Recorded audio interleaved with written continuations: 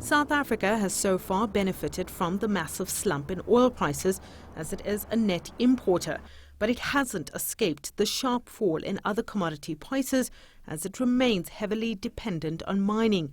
Nearly 500,000 people are employed in the mining industry. It is the highest foreign exchange earner and attracts at least 20% of foreign direct investment into the country. The economy has so grown up around mining that almost everything else in the economy is related to it.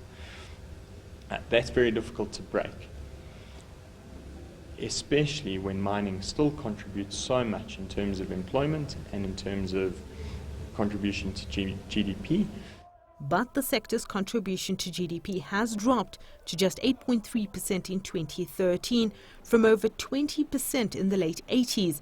And with the commodities downturn likely to continue for some time still, South Africa may have to find alternatives to mining to keep the economy afloat. We need to change course in terms of public policy, in terms of our understanding of growth in the 21st century, and in terms of how the South African economy can be put on the path to growth of 5 to 7%.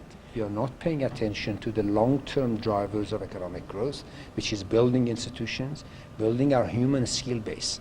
Modern economies are driven increasingly by more technology and more skills. So education has to be a key, if not a central pillar of economic growth. Away from mining, South Africa has a fairly well-developed services sector, but it requires improvements and increased efficiency in areas such as ICT, renewable energy and agriculture. We have a very rich and capable agriculture sector and agriculture beneficiation sector.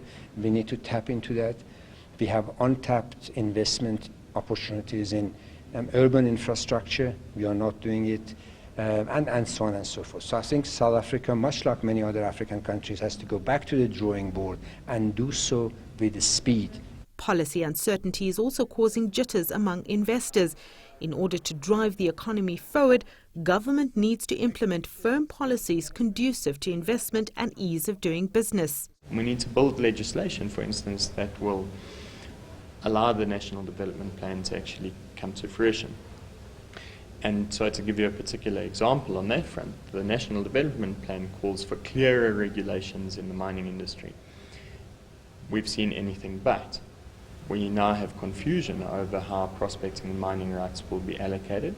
That creates huge uncertainty in the market. A good example in South Africa where we failed, the ICT regulation, they have failed to introduce appropriate regulatory framework for the key sector, which is ICT, to develop, to create opportunities, but also to bring down the cost of doing business.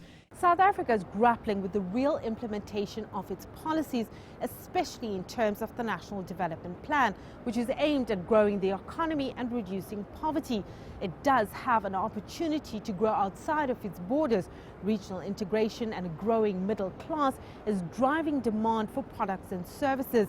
But analysts believe that South Africa needs to change track soon if it wants to grab these opportunities and survive the global economic downturn. Sumitra Nydoo, CCTV, Johannesburg.